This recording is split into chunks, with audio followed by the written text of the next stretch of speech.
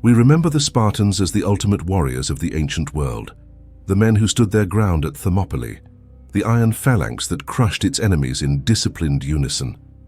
Every schoolchild knows the image: bronze helmets gleaming, shields interlocked, men who would rather die than retreat. But what we rarely speak of is what came after the clash of shields, after the dust settled, after the cries of the wounded faded and the battlefield grew quiet. When the enemy warriors lay lifeless in the dirt, their spears broken, their courage extinguished. That is when the true nightmare began. Not for the men. Their pain had ended. It was the women, the wives left behind, the mothers who had watched from the city walls, the daughters too young to understand what had happened, who would now face something far more terrifying.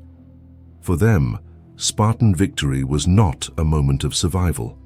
It was the beginning of a life stripped of dignity, of freedom, of hope. The Spartans, after all, did not simply conquer land, they conquered people. They were not only warriors of the battlefield, they were engineers of subjugation. Their victories were calculated not just in dead enemies, but in bodies enslaved, families dismantled, and women absorbed into a machine of control that ran deeper than any sword cut. This is the side of Spartan history that most textbooks don't dare to mention, the story that hides in the shadows of Leonidas's heroism and the glory of hoplite warfare. Because behind every Spartan triumph was a quieter, crueler conquest, one that was waged on women's bodies.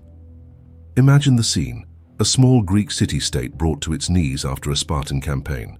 The defenders killed, the men dragged into slavery or slaughtered outright. Then the wives of those warriors, women who only hours before had been respected wives and mothers, were marched out of their homes. Their jewelry stripped, their clothes torn, their cries ignored. To the Spartans, these women were not widows to be pitied. They were resources, spoils to be distributed, tokens of victory, bodies transformed into state property. The Spartans even had a word for it. Conquered people became helots, entire populations absorbed into a system of permanent servitude. But the women of these defeated communities carried an especially heavy burden. They were not only forced into endless labor in the fields, they were subjected to humiliation, to ritual degradation, to lives that erased their identities as wives of warriors and reduced them to breeding stock. The great Spartan lawgiver Lycurgus is remembered for crafting a society built on discipline, equality among warriors, and devotion to the state. But his laws also ensured that the state had complete ownership of defeated peoples. The rigid system that made Sparta strong also made it merciless, especially for women captured in conquest.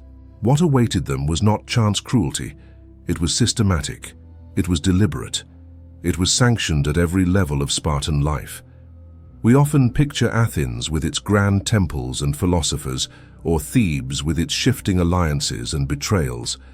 But Sparta was different. It was a war machine built to dominate, and like every machine, it had a fuel source. The fuel wasn't just wheat grown by helot hands or tribute from conquered lands. It was people. Every Spartan soldier, every gleaming bronze helmet, every well-fed warrior boy in the Agoj was made possible because somewhere a conquered woman was laboring in a field from dawn to dusk, because somewhere a widow of a defeated warrior was being forced into the role of concubine, because somewhere the daughters of the conquered were being raised not as citizens, but as property. This was the hidden face of Spartan victory. To win in war meant to control the future generations of the defeated, and that meant controlling their women. Think about the fear that must have seized those women in the aftermath of a battle, the horror of seeing their husbands cut down before their eyes, the desperation of clutching children as Spartan hoplites stormed through the gates, the knowledge that their lives, as they had known them, ended in that moment. And the worst part? There was no escape. Sparta's system was designed to prevent it. Helot women who fled were hunted down, dragged back and punished before the eyes of others as a warning. Resistance was not only dangerous, it was suicidal. Death may have seemed a mercy. Survival meant becoming an owned body in a society that valued discipline above compassion, order above humanity. This is where our story begins, not in the glory of Thermopylae, not in the heroics sung by poets, but in the silence after the battlefield, in the broken lives of women whose suffering has been buried under centuries of Spartan myth-making. Because every time we glorify Sparta's military discipline, we risk forgetting the price that was paid for it, and that price was exacted most heavily from the wives of defeated warriors. The Spartan story is not just one of courage and sacrifice, it is also one of cruelty and exploitation. And in the chapters ahead, we will uncover the hidden truths of what Sparta did to those women, truths so brutal that for them, death would have been merciful. Survival was worse. If you value unfiltered history like this, subscribe to the History Scar.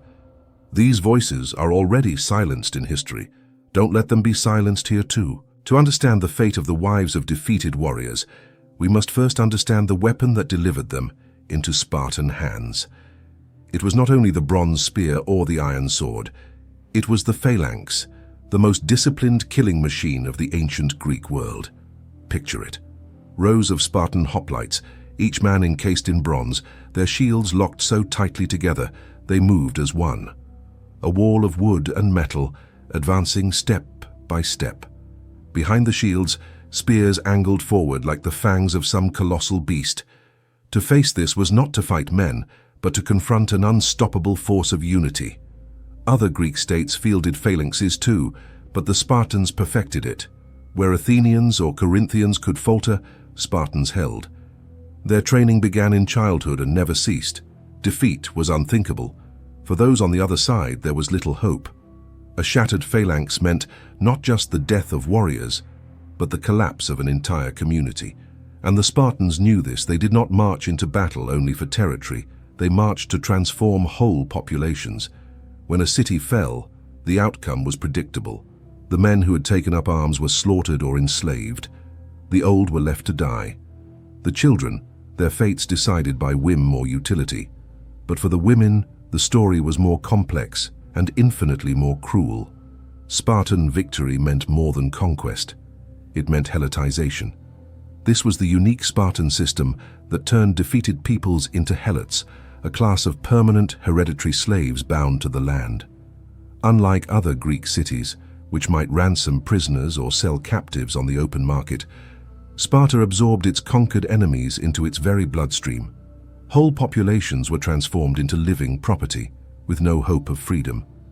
This system began in Messenia, a fertile region that the Spartans coveted. After brutal wars, the Messenians were reduced to helot status, and from then on, the Spartan machine was fueled by their labor. Every Spartan warrior, every boy trained in the agoge, every lavish feast in the Syssitia was possible because somewhere a helot was breaking their back in the fields to feed them, and many of those helots were the wives and daughters of defeated warriors. The transformation was absolute. A woman who one day was the respected wife of a Messenian defender could by nightfall be a helot, property of the state, her family scattered, her status obliterated. There was no path back to freedom. Her children would inherit her bondage. Generations of servitude would flow from the loss of a single battle. It is difficult to exaggerate the scale of this. By some estimates, there were 7 helots for every Spartan citizen. Imagine that. The vast majority of the population trapped in bondage, so that a minority could train endlessly for war. The wives of defeated warriors were not just victims of circumstance. They were deliberately harvested as resources to maintain Spartan supremacy. And yet, unlike in Athens or Thebes, these women could not even hope for the chance of ransom or manumission. Athenians might sell captured women into foreign markets, from which families could sometimes buy them back. Thebans might integrate them into their society in limited roles. But in Sparta, helotization was a permanent sentence. A wife captured by Spartans was never returning to her homeland, never reclaiming her name. She was now part of a system designed to erase her identity. For the Spartans, this was not cruelty for its own sake, it was policy. They understood that enslaving men created the constant risk of revolt.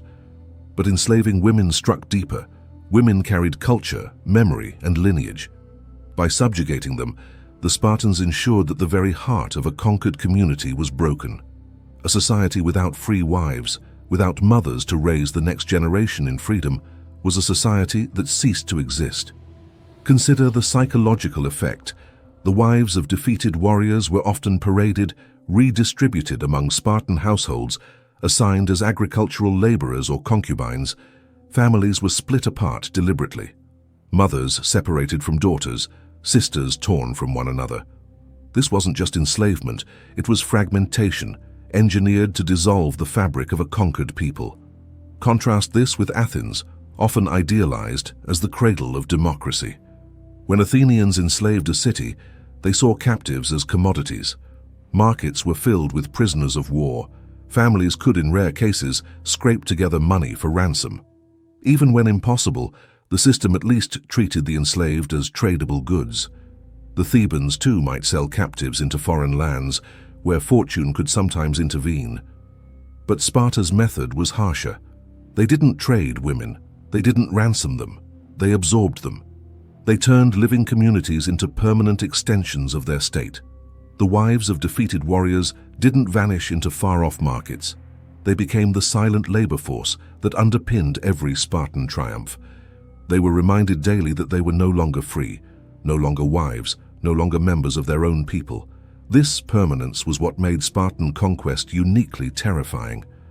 To lose against Sparta wasn't just to lose a war.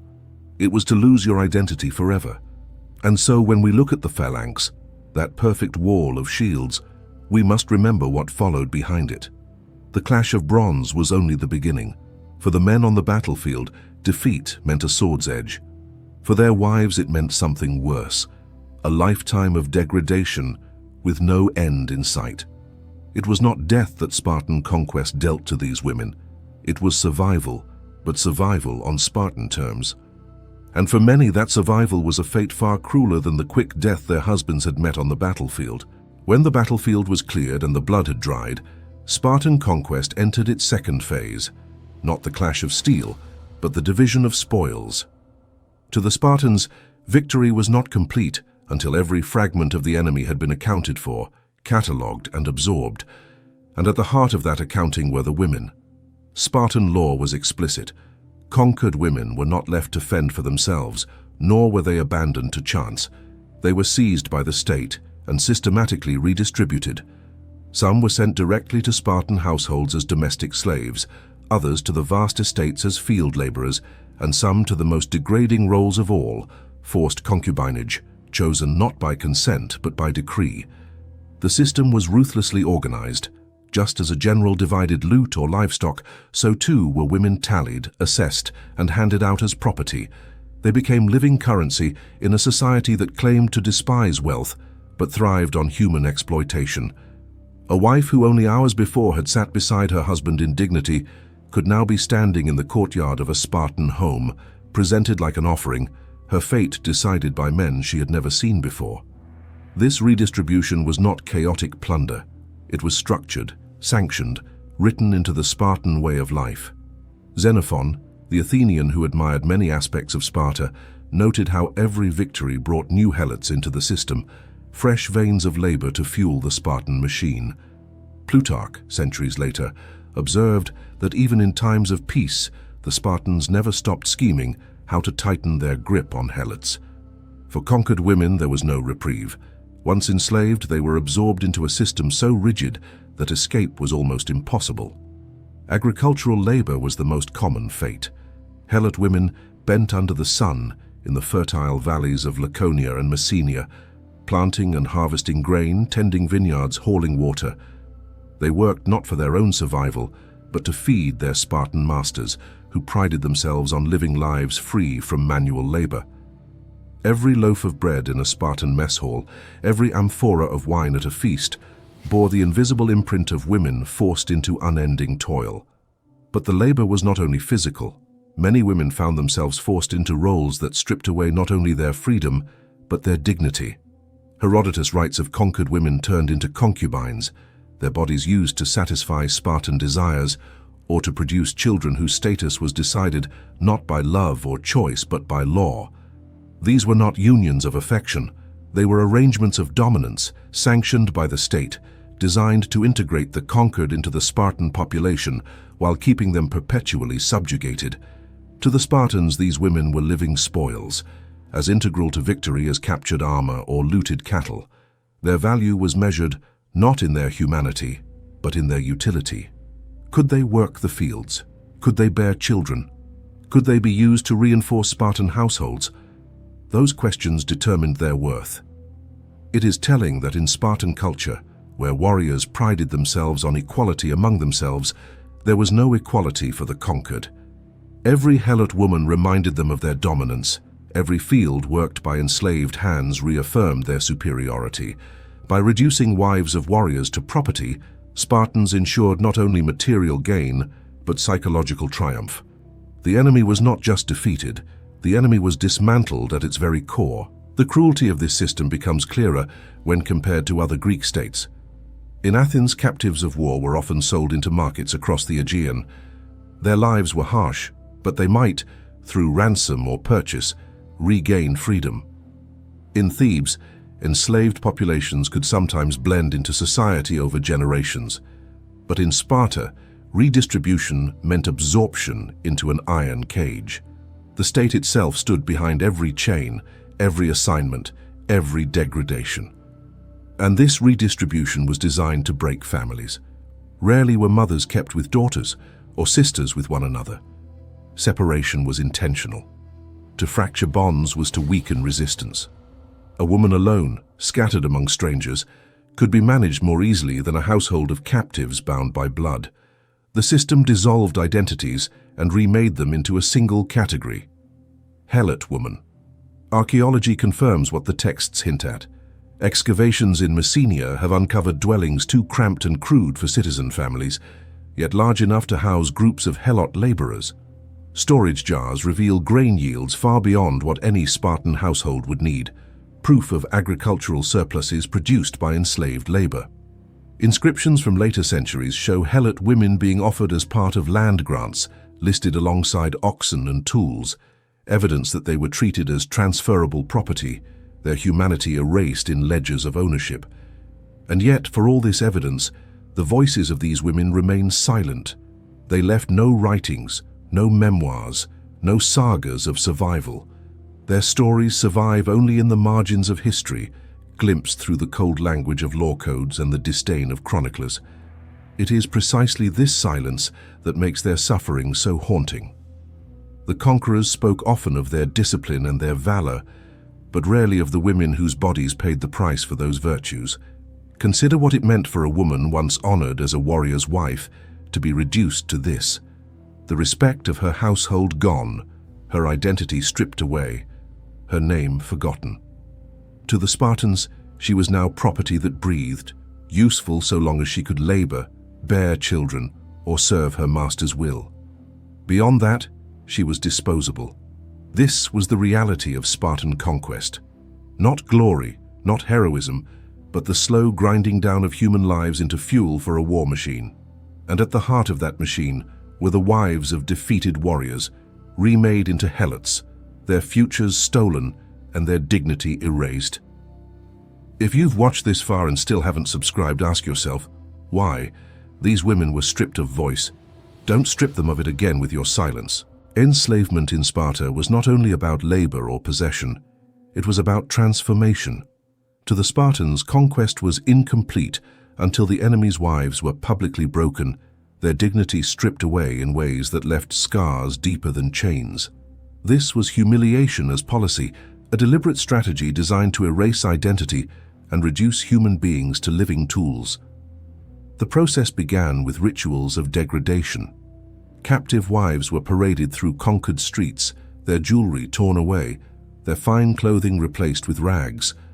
In some cases, their hair was forcibly shaved, a practice common in Greece to mark women as dishonored. The act was not merely cosmetic.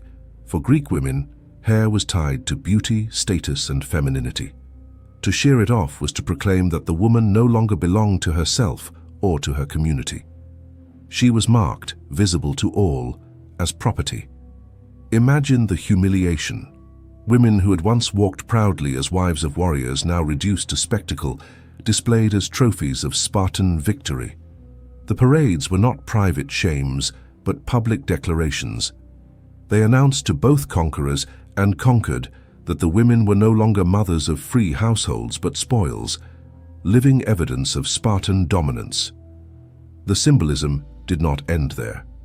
In many instances, conquered wives were stripped of their ornaments, not only to enrich Spartan households, but to sever ties to their former identity. Every bracelet, every veil, every embroidered robe carried cultural meaning. To lose them was to lose the markers of belonging. These women were not just enslaved, they were unmade. From that moment, they were redefined. Once wives of warriors, they became farm stock or breeding stock. Language itself shifted to strip them of humanity. Helot women were spoken of in the same terms as oxen or plows, vital for productivity but utterly lacking dignity.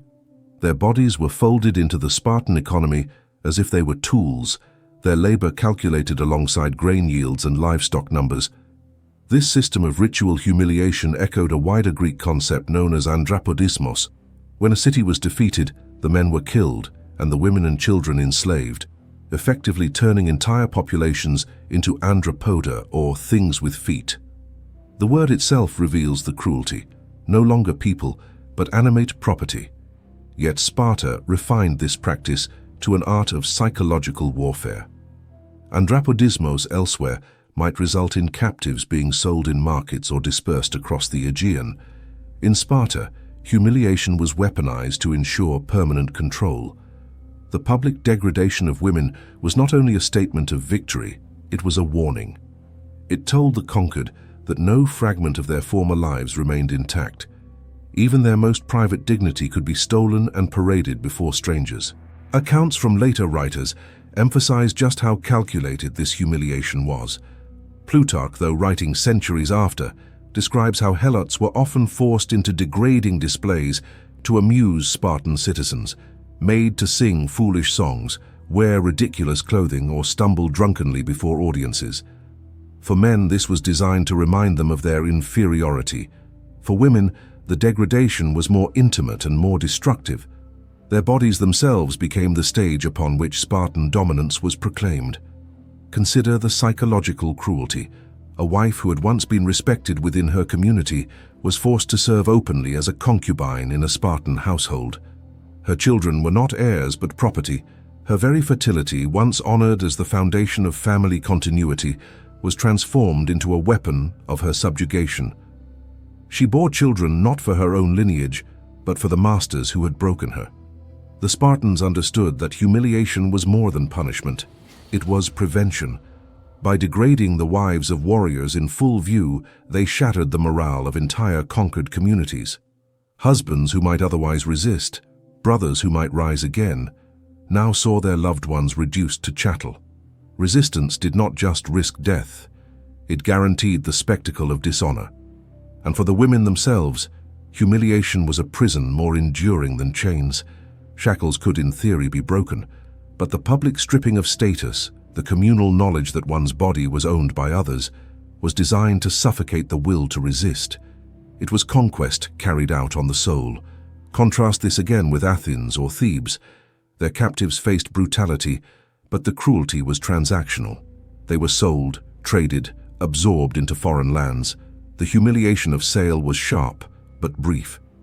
In Sparta, humiliation was perpetual, renewed daily by ritual and spectacle.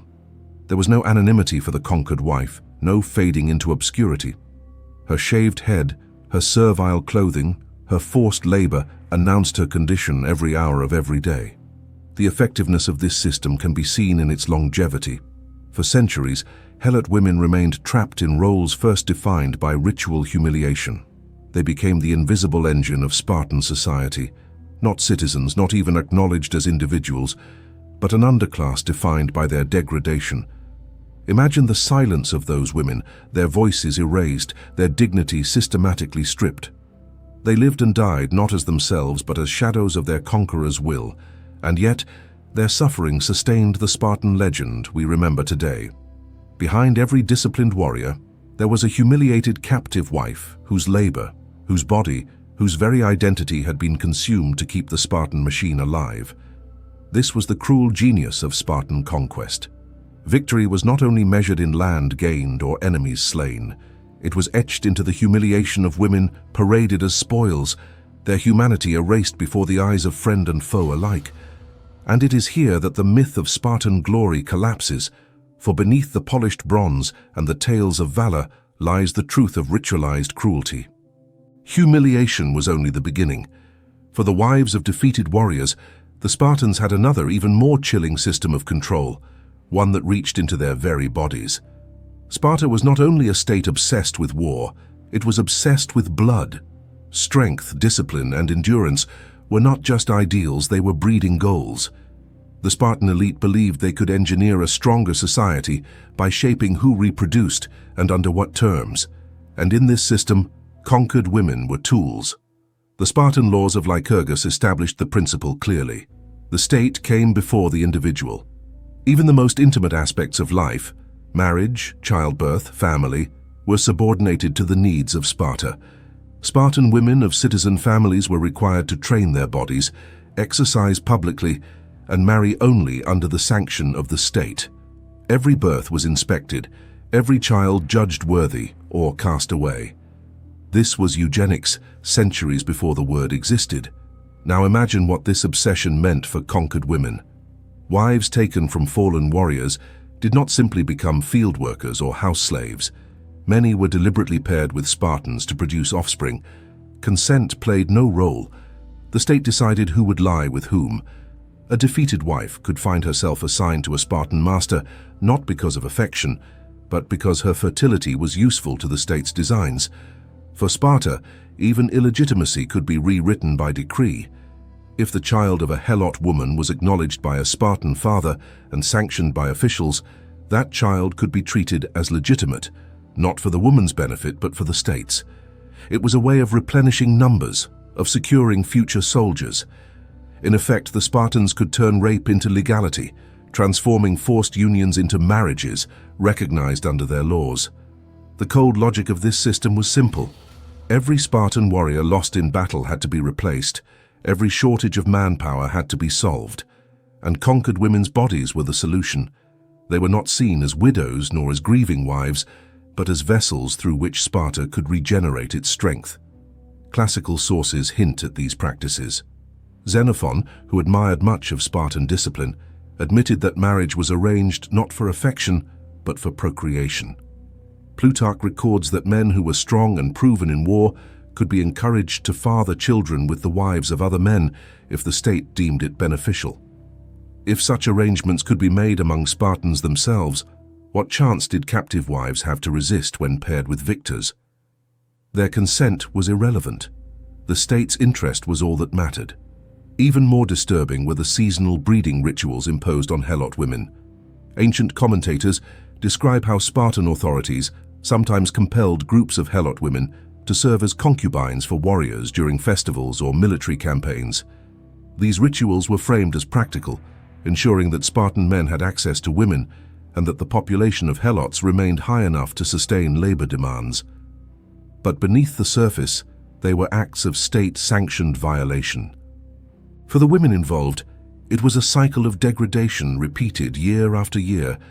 Their bodies became part of a calendar of conquest, dictated not by their will, but by the rhythms of Spartan festivals.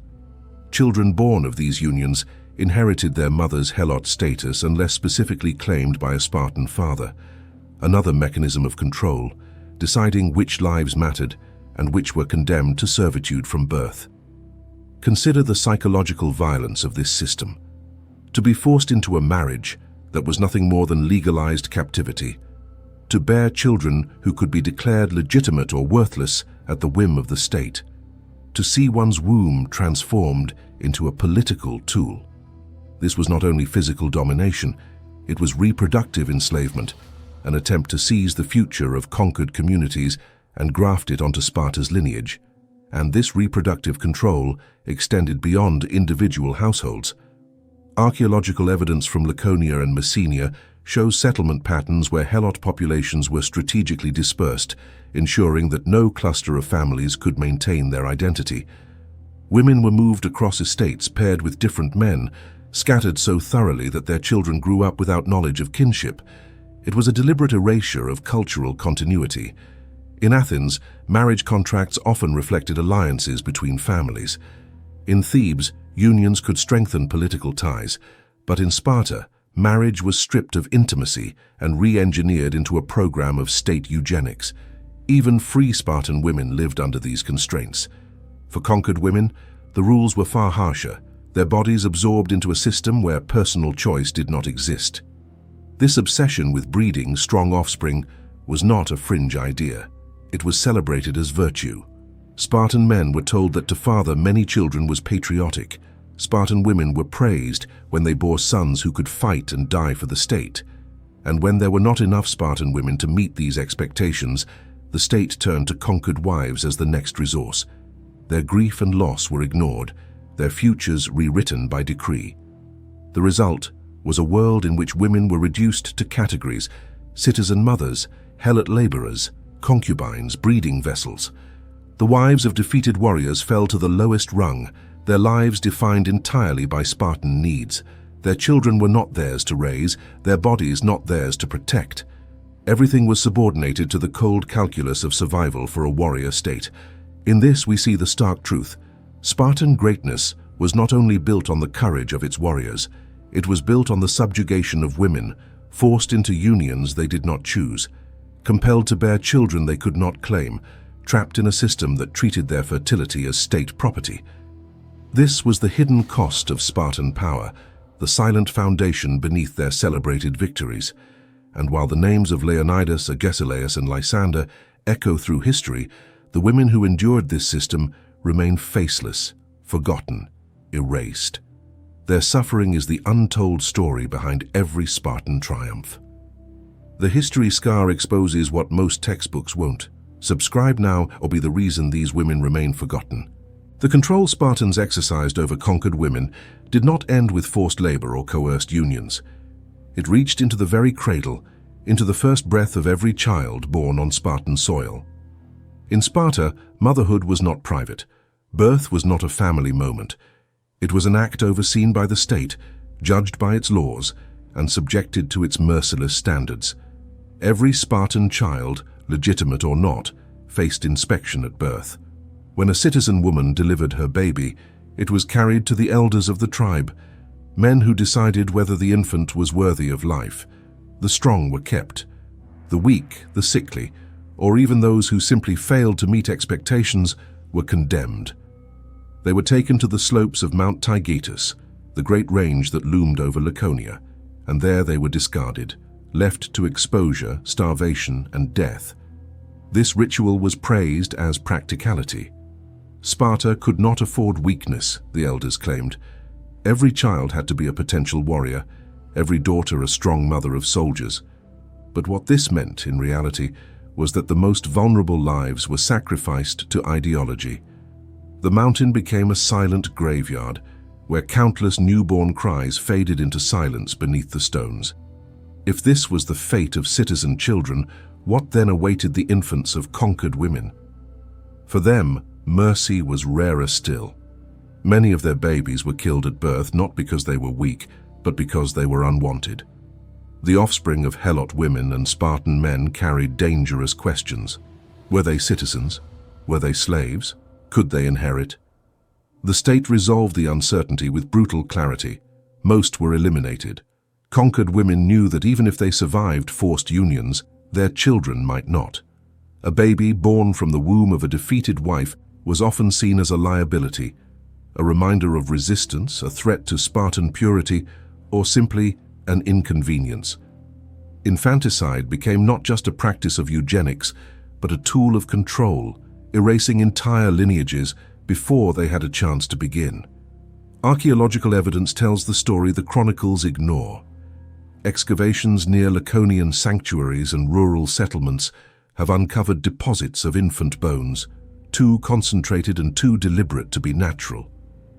Soil analysis and osteological studies reveal patterns consistent with mass infanticide, bones of newborns, some showing signs of intentional trauma, others clustered in pits or wells. These were not accidents. They were systematic killings. The evidence aligns with ancient accounts. Plutarch records the Spartan practice of exposing infants at Taygetus, praising it as discipline. Yet archaeology adds the missing voices, the children of Helot women whose remains have been uncovered far from the mountain, suggesting they were killed in their own communities out of sight as routine culling. For the wives of defeated warriors, this reality deepened the nightmare. They were forced to bear children for masters who might discard those infants at a whim. They endured pregnancy under coercion, knowing that even if they survived the ordeal, their babies might be torn from their arms and destroyed before their eyes.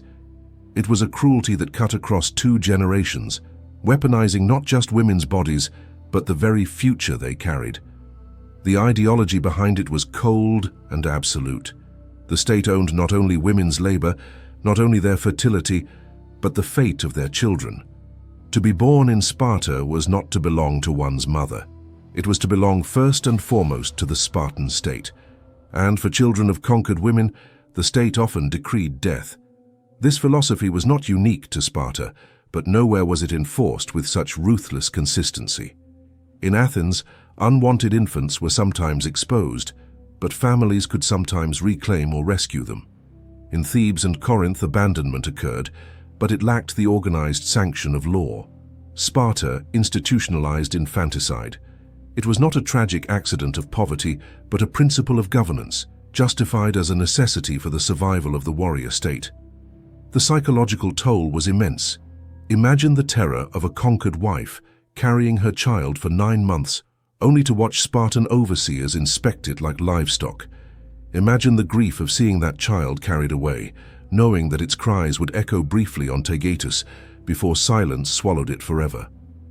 This was not only the destruction of life, it was the destruction of hope. Even the survival of a child did not mean security. Some offspring of Helot women were allowed to live, particularly if they could be useful as laborers. But these children inherited their mother's bondage. They were born into servitude, stripped of the right to choose their future. Others, fathered by Spartans, were sometimes absorbed into special classes, their status manipulated for military needs. But such acceptance was rare and always conditional. The pattern is unmistakable.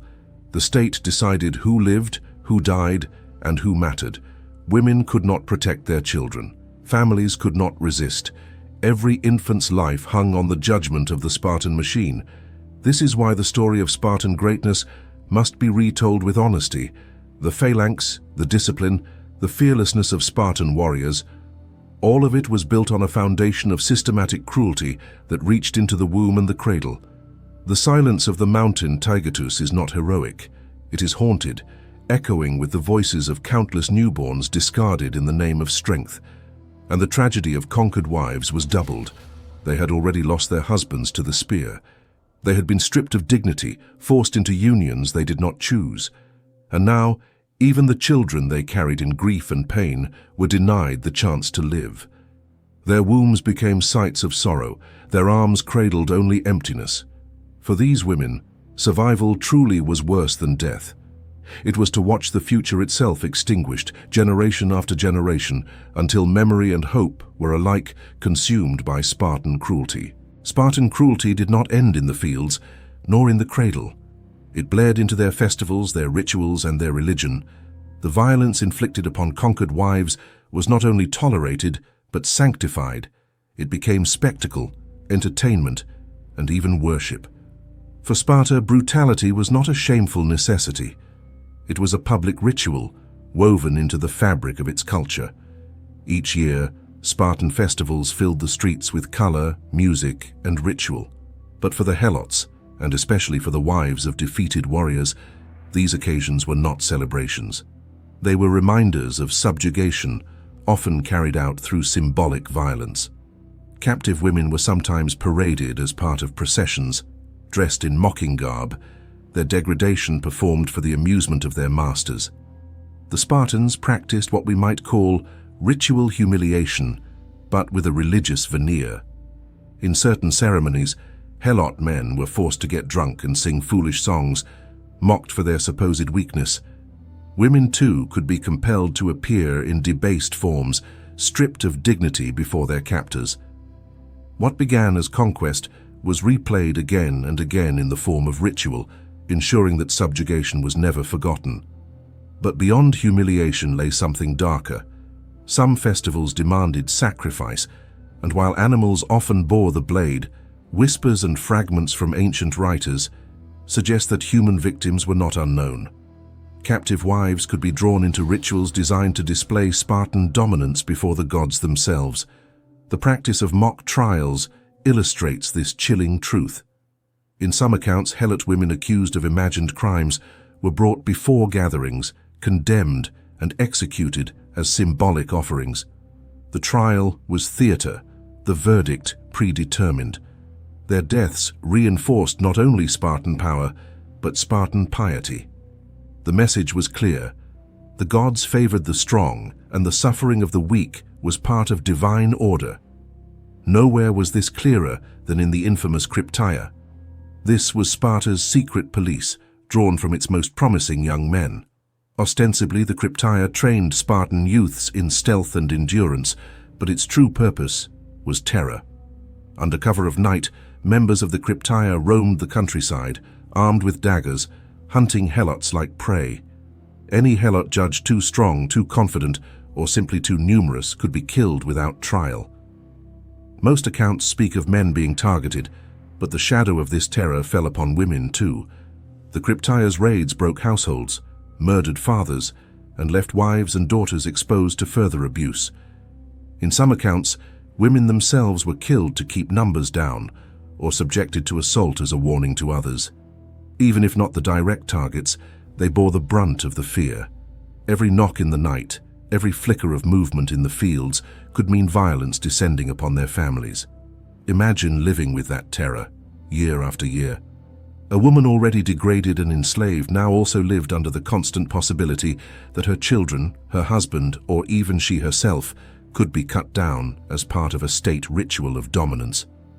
The Crypteia was not rogue violence. It was deliberate policy, sanctioned by Sparta's leaders, carried out as a rite of passage for its youth. To become a Spartan man was to learn how to terrorize women and men alike, to baptize adulthood in blood. Religion framed all of this. The Spartans believed themselves chosen by the gods of war, their entire society consecrated to Ares and to the severe guardianship of Apollo at Delphi. Sacrifice was central to their worldview. For citizen families, this meant offerings of animals, libations, and ritual feasting. For helot women, it could mean their very bodies. Some scholars point to the Hyacinthia, a festival honoring a youth beloved of Apollo, as an example where helots were compelled to serve as attendants in humiliating roles. Others cite the Gymnopedia, a festival of dance and martial display where helots may have been forced to appear as figures of ridicule. These occasions blurred the line between religion and oppression, making the suffering of captives not just tolerated, but sanctified.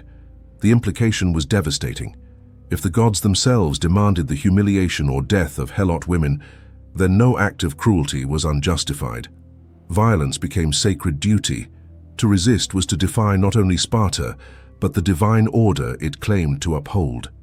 The psychological impact of this religious framing was immense. A woman who had already lost her husband and her freedom now faced the terror that her suffering might be demanded again and again, each time cloaked in ritual. Her humiliation was not only entertainment for mortals, but a performance for the gods. The system stripped away even the possibility of spiritual refuge. The divine, too, seemed to be on Sparta's side, and so humiliation became cyclical. Every festival renewed it. Every ritual reinforced it. Every young Spartan boy who entered the Crypteia was trained to see the subjugation of women not as cruelty but as initiation, not as sin but as sacred duty.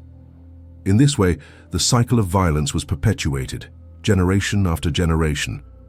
It is here that the myth of Spartan heroism cracks open most clearly. The same city celebrated for its discipline and courage sanctified terror as religion. The same warriors praised for their valor at Thermopylae trained their sons to humiliate and kill defenseless women in the night. The same culture that spoke of honor in battle wove dishonor into its very festivals.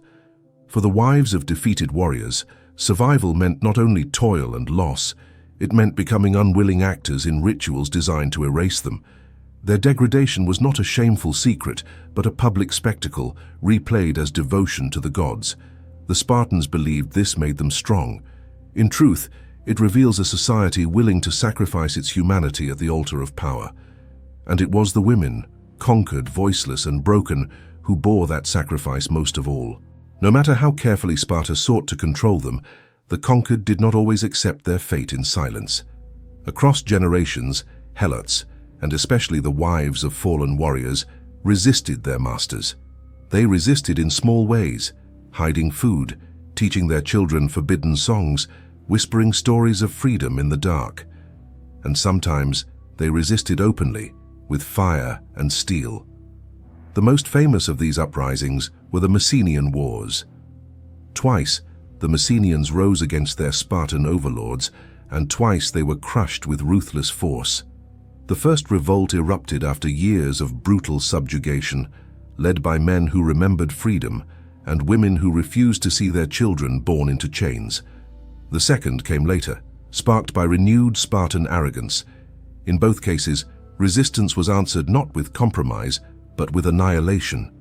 For the men who resisted, the punishment was predictable: death in battle or execution. But for the wives of warriors, the consequences were far more cruel. To the Spartans, killing a man ended his defiance, but punishing a woman could break the will of an entire community. Accounts speak of women who were buried alive, sealed into pits as a warning to others. Unlike the infants abandoned on Taygetus, these burials were not quick acts of disposal. They were public spectacles, carried out in front of other captives.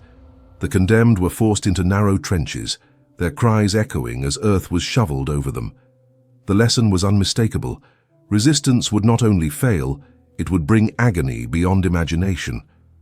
Other punishments took the form of public execution. Women accused of aiding rebels or sheltering fugitives were dragged into marketplaces, stripped of dignity, and killed before the crowd. Their deaths were not just retribution, but performance. A theater of terror designed to remind every helot that the eyes of Sparta were everywhere. And still others faced ritualized cruelty. Some were forced into mock trials, condemned not for crimes they had committed, but for the example their deaths could provide. Others were subjected to torture, whippings that left scars as permanent reminders, mutilations that marked them as warnings. The cruelty was deliberate, calibrated to extinguish hope.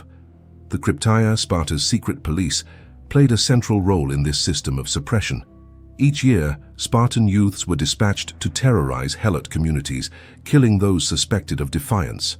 For men, this often meant a dagger in the night. For women, the methods were subtler but no less devastating. A wife might wake to find her husband gone, murdered in silence. Left alone, she was more vulnerable to violation, her family fractured beyond repair. But when women themselves were judged dangerous, the Cryptaea's blade did not hesitate.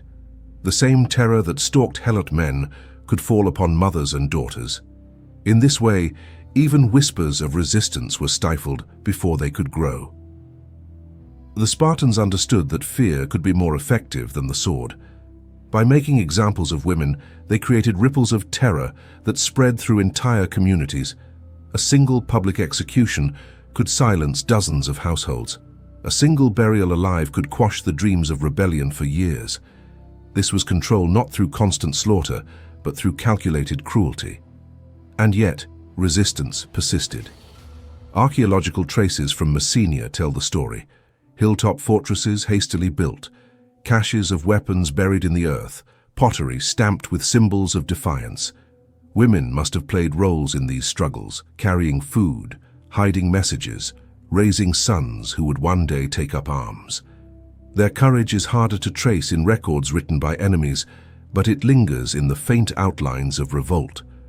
For each spark of resistance, the Spartans responded with fire. After the Second Messenian War, entire villages were uprooted, populations displaced, and women scattered across the Peloponnese. Families were deliberately broken apart, mothers separated from daughters, sisters sent to different estates. Suppression was not only physical, it was cultural annihilation, a war against memory itself. The cruelty of these punishments reveals a deeper truth about Spartan society. discipline and unity among citizens were sustained by terror inflicted on others. The wives of defeated warriors bore the heaviest share of that terror.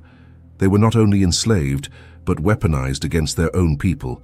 Their suffering turned into lessons for the living. Imagine standing in a crowd, watching a woman you knew, a neighbor, a sister, a mother, executed in the square for aiding her husband's resistance. Imagine carrying that memory into every moment of your life, knowing that the same fate awaited you if you dared to defy. This was how Sparta ruled, not only with spears, but with fear etched into the flesh of women. And yet, the very need for such brutality betrays Sparta's weakness.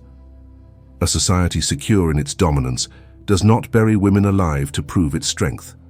A state confident in its gods does not need to whip mothers in public squares. Sparta ruled by terror because it knew how fragile its foundation truly was. Outnumbered by the helots, it relied on fear to maintain control. The bodies of women became the canvas upon which that fear was written.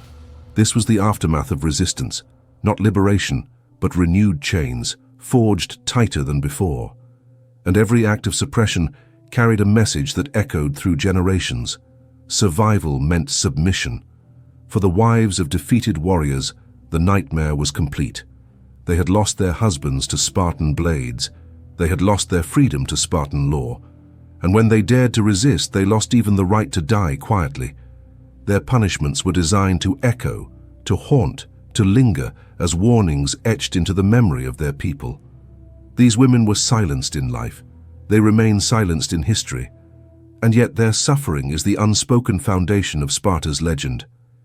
If you can't bring yourself to hit subscribe after learning this, ask yourself, what are you afraid of? The Spartans silenced resistance. Will you? Sparta's brutality did not remain within its own borders.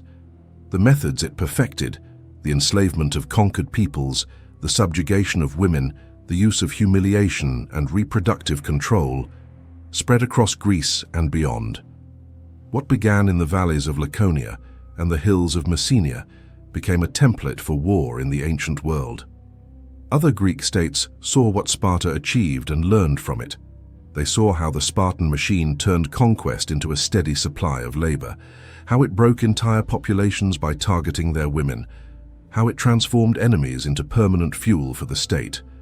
And slowly, mass enslavement became normalized. Athens, the so-called birthplace of democracy, was not immune. When Athenian armies triumphed, they too enslaved whole communities. Thucydides records the destruction of Melos, the men put to death, the women and children sold into slavery. It was a Spartan tactic applied by Athens in pursuit of empire. The Athenians, who prided themselves on liberty, denied it most brutally to those they defeated. Behind their theaters and temples stood captives whose suffering echoed the model Sparta had made infamous. Thebes followed the same path. During its brief ascendancy, Thebes waged war against rival polis and absorbed their populations. The Macedonians, rising under Philip and Alexander, would carry the pattern farther still. Their conquest spread across Asia, leaving behind trails of enslaved women, broken families, and cultures dismantled. In this way, Sparta's shadow stretched far beyond the Peloponnese. What it had done to the wives of defeated warriors became the unspoken norm of conquest. The legacy was not only cultural, it was genetic. Archaeological and biological studies revealed traces of foreign ancestry woven into Spartan bloodlines. Conquered women, taken as concubines or forced wives, bore children who carried their lineage forward. Yet these women themselves were erased as individuals. Their names were not recorded, their voices not remembered. They existed in history only through the DNA they passed on, absorbed into a society that denied their humanity. This genetic imprint is a silent testimony. It reveals what the chronicles tried to hide. That Spartan identity was not pure, not untouched. It was forged through the bodies of women who had no choice. Their descendants grew up as Spartans, but the mothers remained forgotten. Their individuality was consumed, their cultures extinguished, even as their blood carried on in the very people who enslaved them. This pattern is not unique to Greece. Centuries later, the Norse Vikings would follow the same path. Their sagas speak of glory, of ships cutting across northern seas, of kingdoms founded in distant lands. But behind that glory lay the same hidden suffering. Wives of defeated warriors seized, enslaved, forced into concubinage. Conquered women absorbed into Viking bloodlines, their ancestry visible in DNA but their names lost to silence. The parallels are haunting. Both societies celebrated conquest as glory, while burying the truth of what conquest meant for women. Both turned enslavement into an institution, justified as necessity. Both romanticized war, while erasing the suffering that underpinned their triumphs. And both left behind a genetic legacy that testifies to crimes their chronicles refused to name. The normalization of mass enslavement reshaped the Greek world. What had once been shocking, the wholesale reduction of cities to bondage, became expected. To lose a war was to lose your freedom, your family, and, if you were a woman, your very body. The wives of warriors across Greece knew that defeat meant degradation, no matter which city's soldiers triumphed. It was not only Sparta anymore, it was Greece itself. And this cultural inheritance endured. When Rome rose and began to dominate the Mediterranean, it inherited these same assumptions. Conquest was inseparable from the enslavement of women. The methods of Sparta, adopted by its rivals, echoed for centuries, shaping empires that followed. Yet among all the poleis, Sparta remained the symbol. Its name became shorthand for discipline, for fearlessness, for glory in war. Its phalanx was celebrated, its warriors immortalized at Thermopylae, its austerity romanticized by philosophers and poets. But in glorifying Sparta, history concealed its other legacy. A legacy of women broken, families dismantled, communities erased. Every monument to Spartan valor rests on the silence of these victims. Every retelling of Spartan discipline risks repeating the lie that greatness can be built without cruelty. The truth is more complex and far darker. The legacy of Sparta forces us to confront a painful question. Why do we celebrate conquest as glory when it is so often built on suffering? The Vikings are remembered as adventurers, the Spartans as heroes, and yet both systems relied on the same hidden foundation, the exploitation of women who had no voice. The wives of defeated warriors were the invisible casualties of history. Their bodies were made into spoils, their children into property, their identities erased. And while their conquerors' names endure, they remain anonymous, buried in shallow graves, in broken bones, in unmarked pits at the edges of battlefields. This is the true legacy of Sparta in Greek and later history. Not just the phalanx or the discipline, but the normalization of conquest as the destruction of women's lives. Not just glory in war, but the hidden cost paid in silence. And though their names are lost, their suffering endures in every story of empire built on conquest. It is a legacy that demands remembering, for without it, we risk honoring only the victors and forgetting those who paid the greatest price. We began with the image the world remembers. Sparta, the city of warriors, the shield wall that never broke, the men who would rather die than retreat. That image has endured for centuries, polished into legend by poets, philosophers, and storytellers. It is the Sparta of Thermopylae, of bronze helmets gleaming in the sun, of discipline and sacrifice exalted as the highest virtues. But now, as we close this story, the other Sparta comes into focus. The one hidden in shadows, buried beneath centuries of glorification. The Sparta not of warriors, but of women. Women whose lives were shattered by conquest, whose bodies were made into property, whose children were stolen or destroyed, whose suffering was erased so thoroughly that even today it struggles to be heard. Every Spartan victory carried invisible victims. For each phalanx that triumphed, for each battle that was sung in songs of valor, there were wives of the defeated who paid the price. They were marched from their homes stripped of dignity, redistributed like cattle.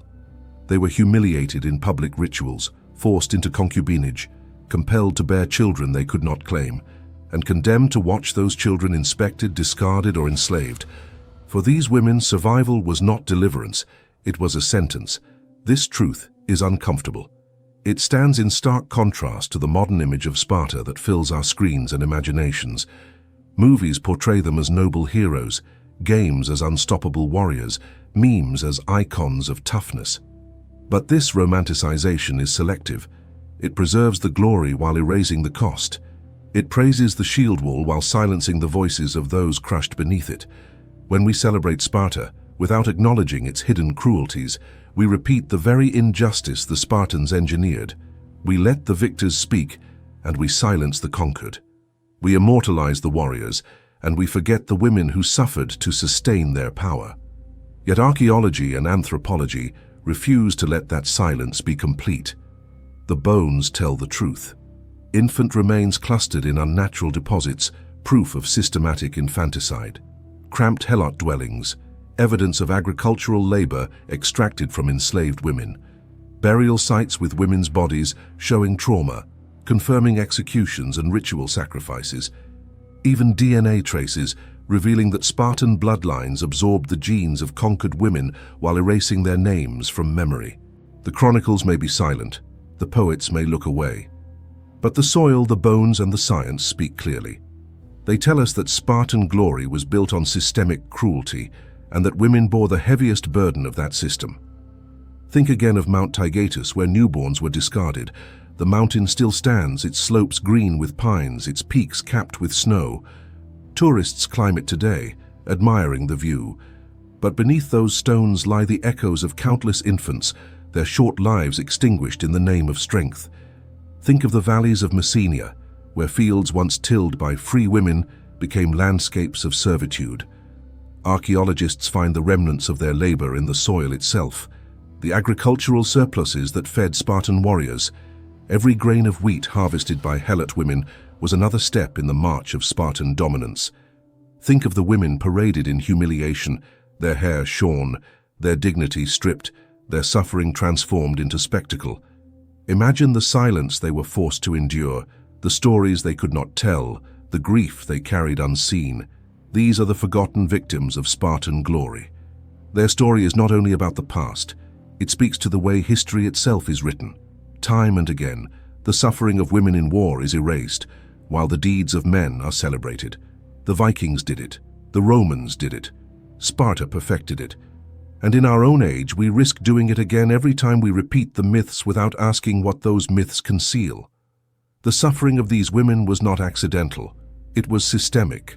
It was deliberate. It was written into laws, sanctified by rituals, reinforced by religion, and perpetuated for generations. Their silence was enforced not only by chains, but by the destruction of memory itself. Their stories were not told because the world they lived in was designed to ensure they could not tell them. And that is why remembering them is not optional. It is a responsibility. So when you hear Sparta praised as the model of discipline, remember the women who labored in its fields, whose hands bled so warriors could feast. When you hear Thermopylae invoked as a symbol of sacrifice, remember the infants sacrificed at Taygetus, condemned before they could even speak. When you see the memes and the movies, remember the wives of the defeated paraded in humiliation, buried alive in pits, erased from history so that Sparta's legend could shine untarnished. Sparta's courage was real, but so was its cruelty. And the legacy of that cruelty lives on in silence, unless we choose to give it voice. This story is not meant to strip away admiration for discipline or bravery. It is meant to complete the picture. True history does not flinch from the shadows. It acknowledges that greatness can be built on suffering, and that every triumph carries unseen victims. The Spartans achieved much, but their achievements were bought at a human cost that can never be repaid. Their silence was enforced. Their suffering was systemic.